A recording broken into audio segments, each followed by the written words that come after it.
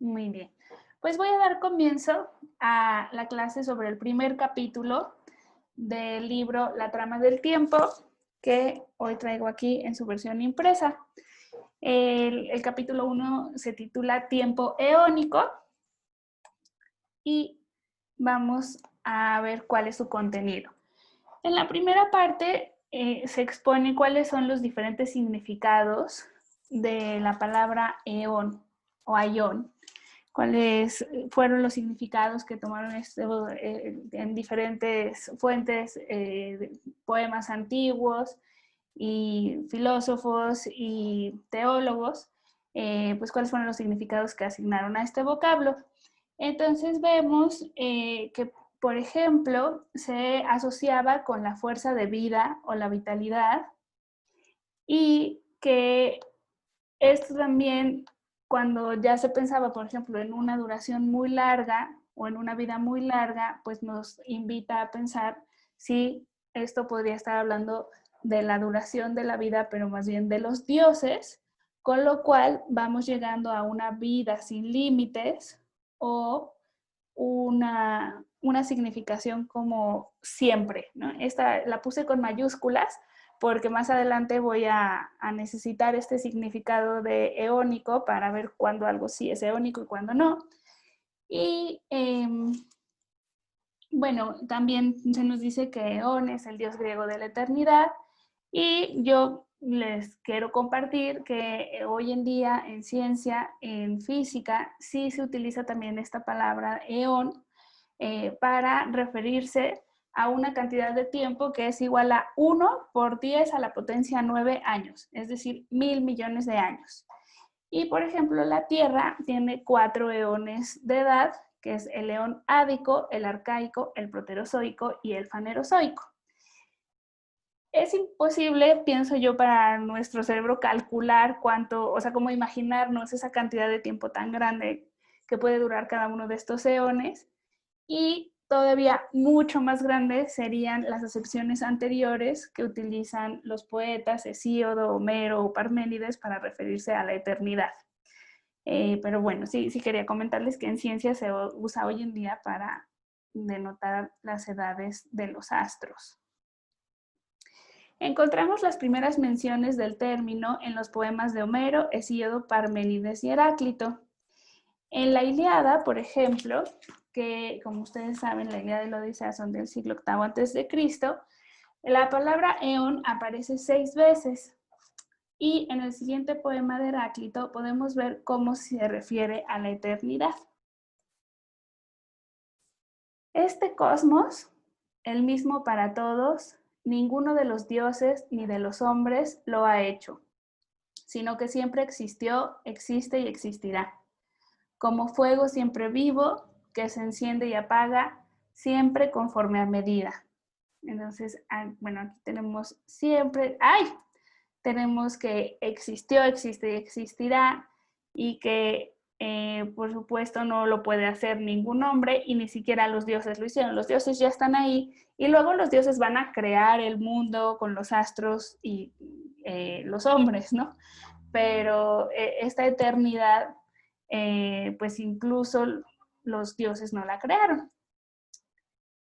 También les quiero compartir que en el Gran Diccionario de la Biblia, según Alfonso Ropero, Jesús también utiliza el vocablo eón, pero en un sentido peyorativo, refiriéndose a una era mala de engaños por riqueza, casamientos y preocupaciones.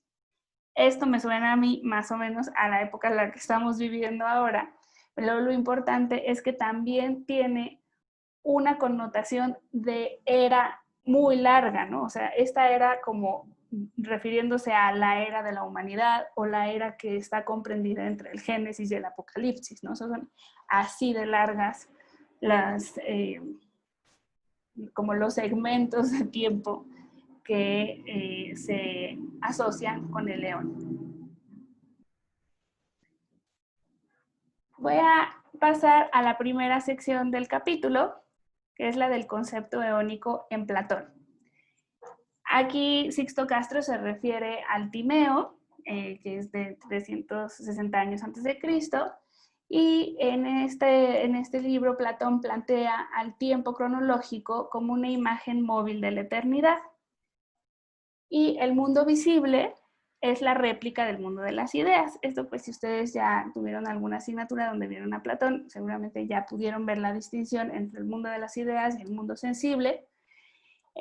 Y sí quisiera prestarle mucha atención a esta idea de que el tiempo cronológico es la imagen móvil de la eternidad, porque a ella voy a dedicar gran parte de la clase, a esta idea platónica, y por eso hice el siguiente diagrama, en donde tenemos, por un lado, la eternidad y por el otro, aquí abajo, en donde nosotros vivimos, el tiempo cronológico. Entonces, aquí me gustaría que ustedes pensaran en cuál de los dos les parece más real, o ustedes cuál de los dos creen que es más real para Platón. Voy a pausar un poquito el video por si quieren participar con la presentación.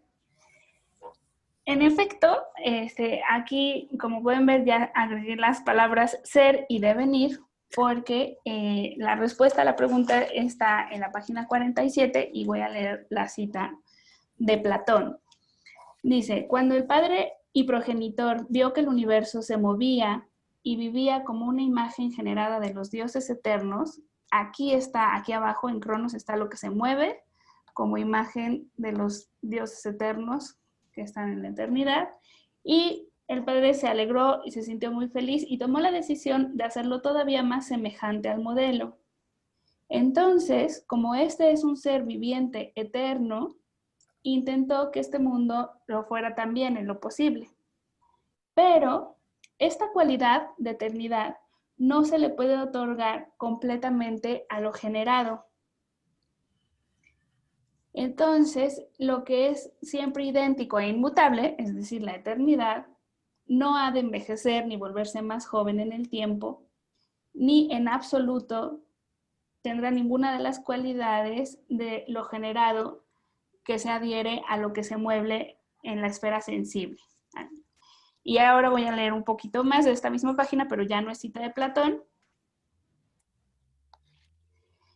El tiempo está caracterizado por, el tiempo caracterizado por cualquier otro concepto distinto al eónico, o sea, cualquier tiempo que no sea eónico, no existe.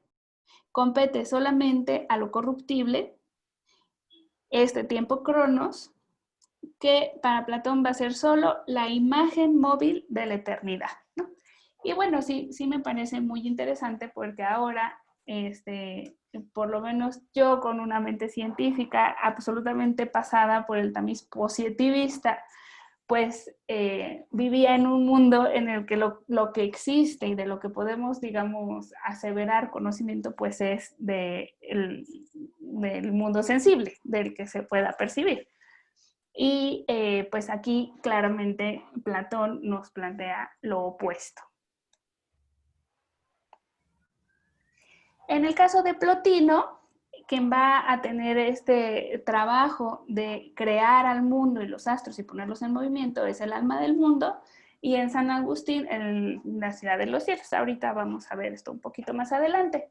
Pero Platón asigna este papel al demiurgo, y por eso voy a dedicar unas cuantas palabras a qué es el demiurgo. El demiurgo es un principio ordenador de los elementos preexistentes. Es un ser divino que produce el universo y genera el movimiento de los astros, creando con ello al tiempo.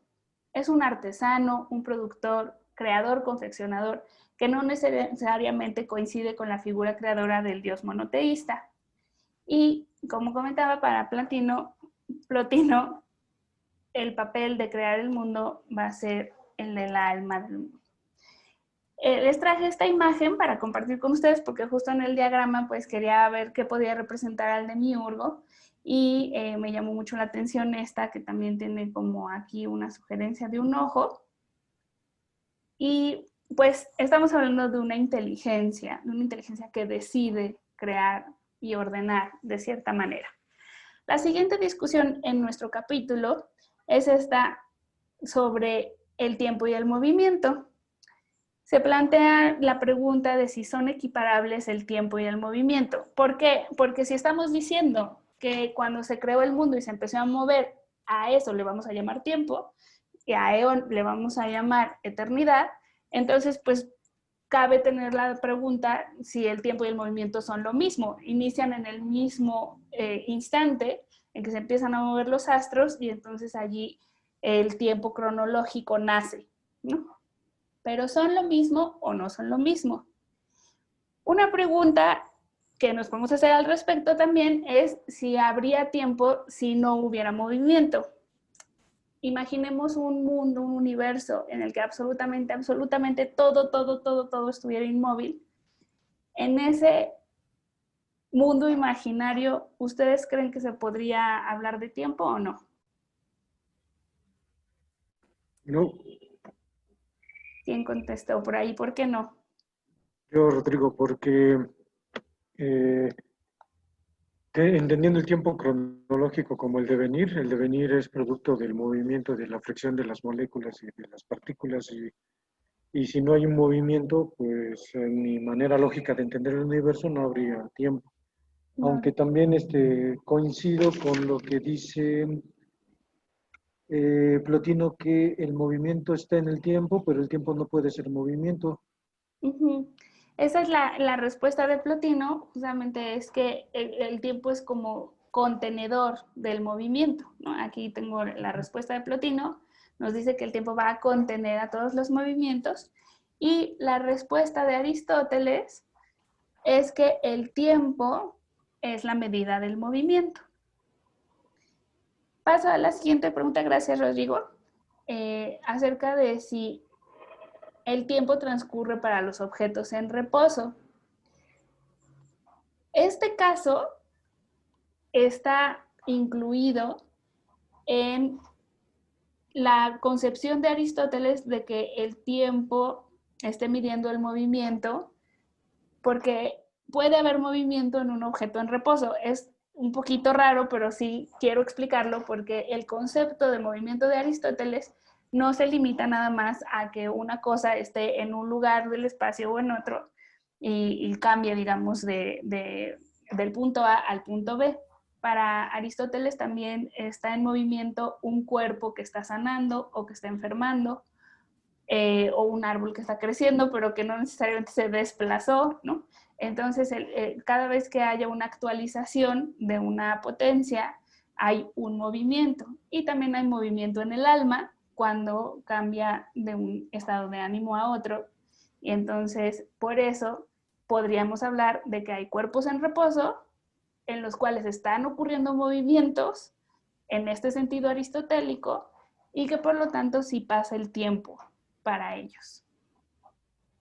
Bueno, voy a continuar y si alguien quiere responder algo más de esto, lo platicamos al final.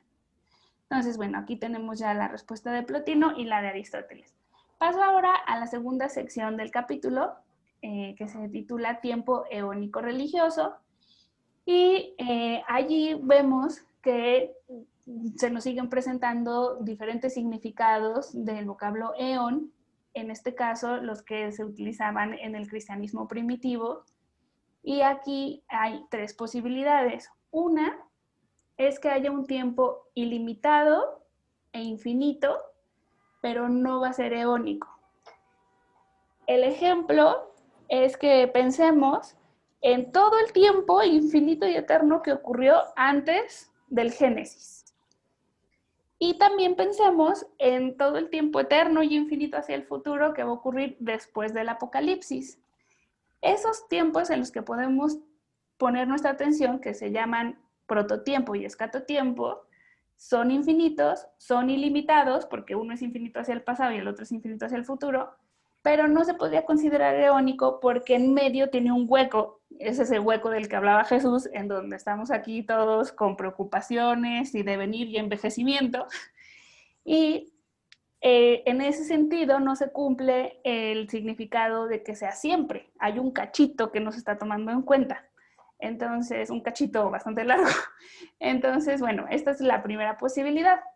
La segunda posibilidad es que haya un tiempo limitado por un inicio y por un final, que sería exactamente esa parte del medio que nos habíamos saltado, empieza en el Génesis y termina en el Apocalipsis. Y como tercera opción tenemos el tiempo, que sí tiene un inicio y no sabemos cuándo va a terminar.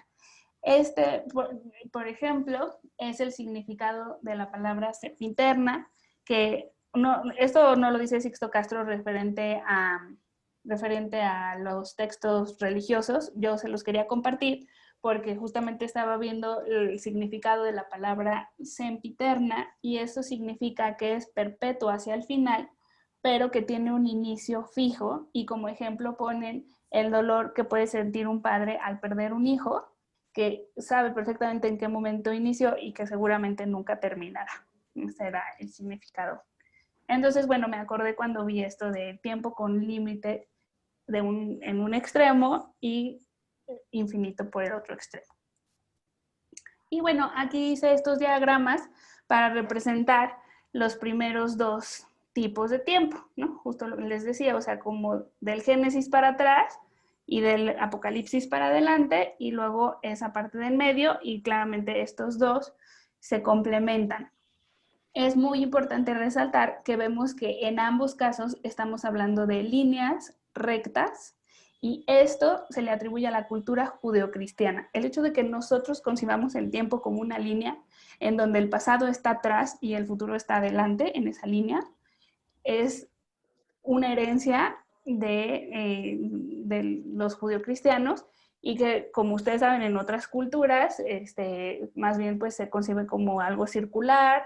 Se me ocurre ahorita pues la serpiente que se muerde la cola, o los ciclos mayas. O sea, en otras culturas no se piensa como una línea el tiempo, pero la cultura judeocristiana y todas las que hemos sido influidas por ella, sí lo vemos como una línea. Bueno, dos autores centrales aquí en este tiempo eónico religioso son San Agustín y Santo Tomás.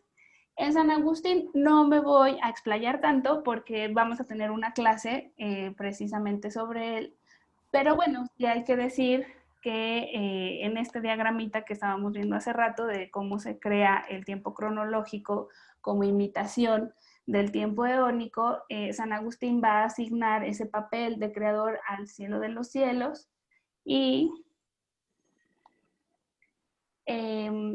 Plotino se lo va a asignar al alma del mundo, y así se localiza el origen del tiempo en una inteligencia de la eternidad. Eh, Aquí en esta sección sí se mencionaban algunas de las preguntas que plantea San Agustín respecto al tiempo, como si existía, por ejemplo, un tiempo antes de que existiera el universo. O sea, en qué tiempo podemos ubicar al demiurgo antes de la creación, y si podemos decir que Dios está en el mismo tiempo que nosotros, ¿no? Estas preguntas las vamos a retomar más adelante en el curso cuando hablemos de San Agustín, pero bueno, sí se mencionan por aquí. Y esta segunda, respecto a cuál es el plano de Dios y cuál es el plano nuestro, pues también le preocupaba a Santo Tomás, y por ello se le ocurre generar un nuevo concepto de tiempo intermedio que se va a llamar el aebum.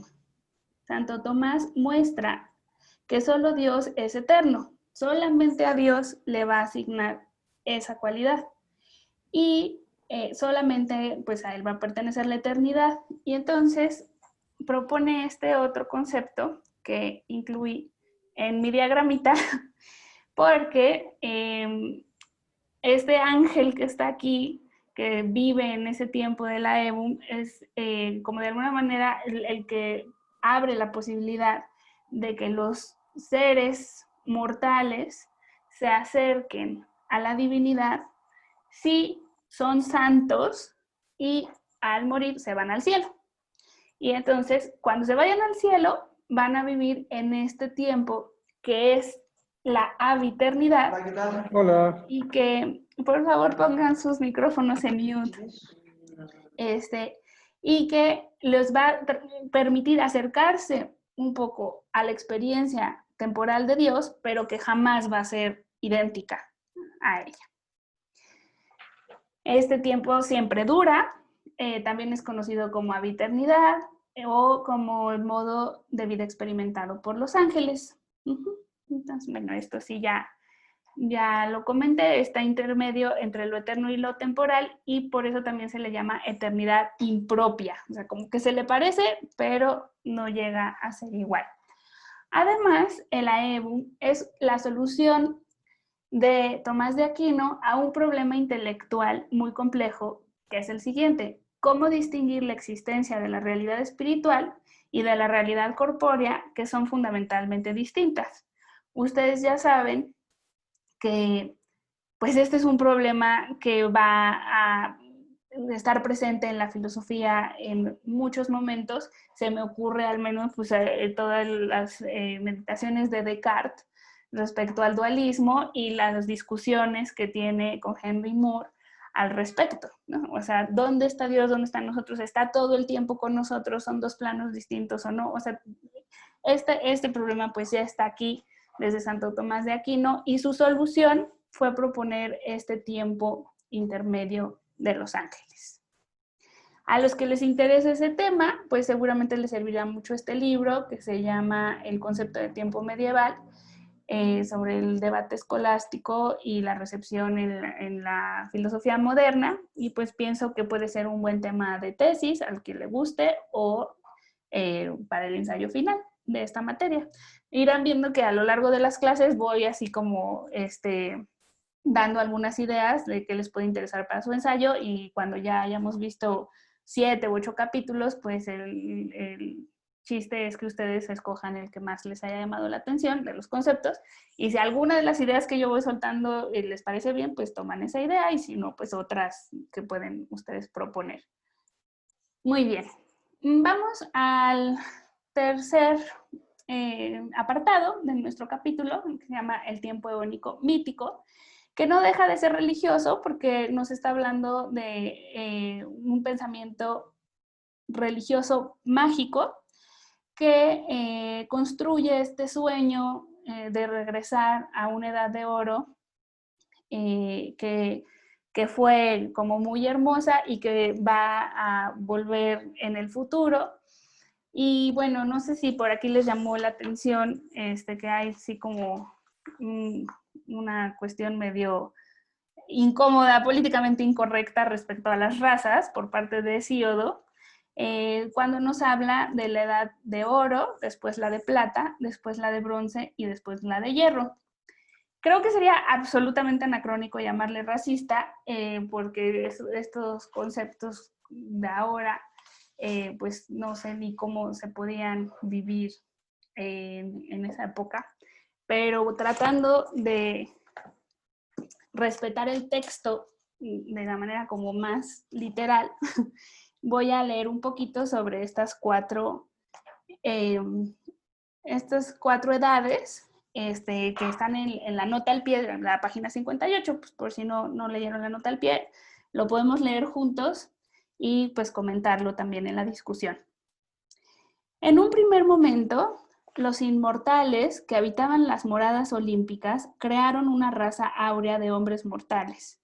Estos existían en época de Crono, cuando él reinaba sobre el cielo y vivían como dioses con un corazón sin preocupaciones, sin trabajo ni miseria, ni siquiera la terrible vejez estaba presente, sino que siempre el mismo aspecto tenían en los pies y en las manos.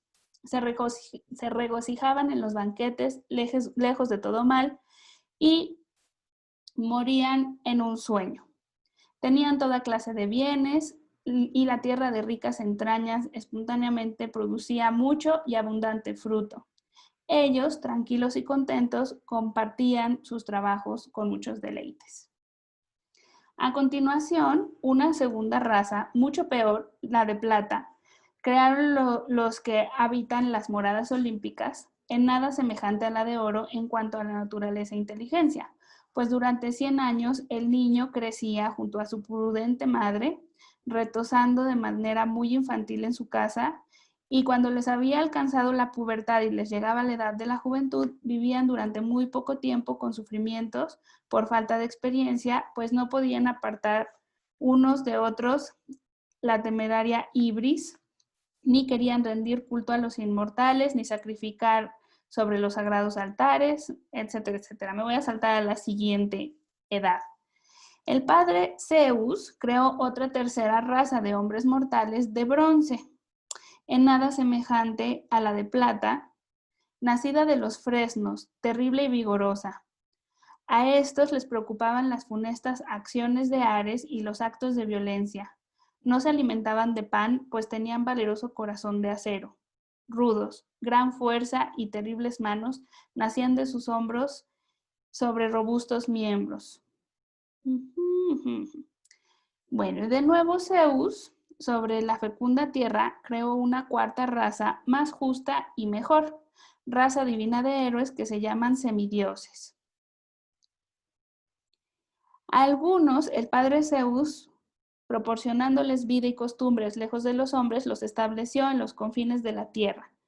Estos, con un corazón sin preocupaciones, viven en las islas de los bienaventurados, junto al profundo océano. Entonces, bueno, les quería leer un poquito esto, porque a veces pues no tenemos oportunidad de leer las notas al pie, pero yo entiendo que por raza pues se está refiriendo a las características de cada uno de estos grupos, y lo que nos importa aquí es que estos mitos mágicos religiosos van a establecer una serie de rituales, de fiestas y de actos que rigen a las diferentes culturas que tienen estas religiones, ¿no? Y se establecen unidades de tiempo que no son homogéneas, que siempre marcan fechas que tienen mucha más importancia que el resto de las fechas, y por eso nosotros celebramos Pascua, Navidad o algunas otras fiestas que ustedes quizás puedan tener. Si son budistas, pues el nacimiento de Buda, el 8 de diciembre, o en fin, ¿no? Si pertenecen a alguna otra religión. Pero se sabe que cada año se van a repetir estos rituales, aunque entendemos que ya no es el mismo año que el anterior, simplemente se repite el ritual. Ya por último, déjenme ver cómo vamos de tiempo. Está muy bien, porque son las 7:30, entonces sí vamos a tener 25 minutitos para discutir, yo creo. Déjenme paso a esta última sección que se llama Hermenéutica y Arte. En esta sección pues se hacen dos aseveraciones importantes. La primera es que lo bello es atemporal.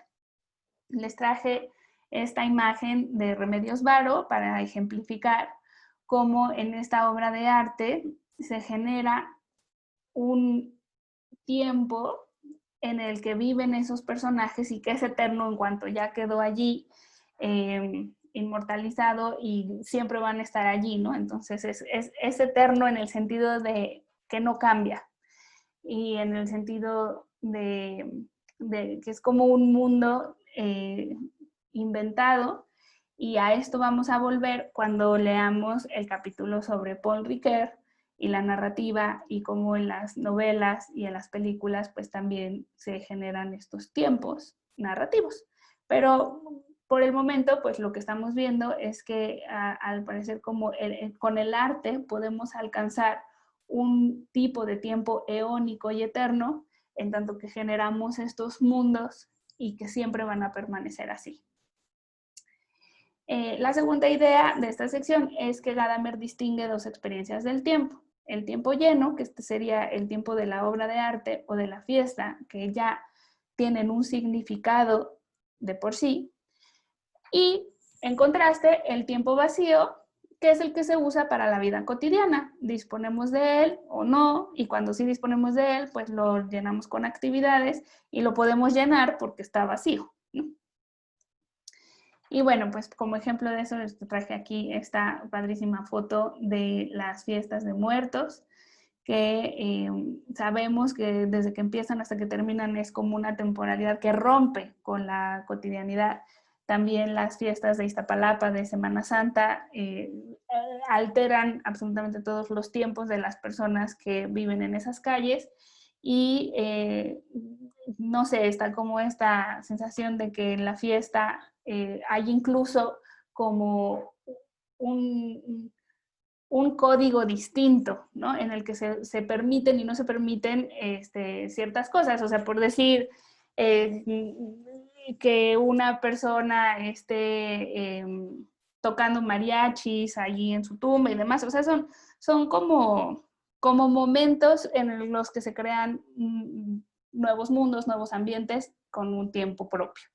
Entonces, bueno, ahora sí, ya termina aquí mi presentación. Y lo que voy a hacer es ya detener la grabación para subir esto al ratito a YouTube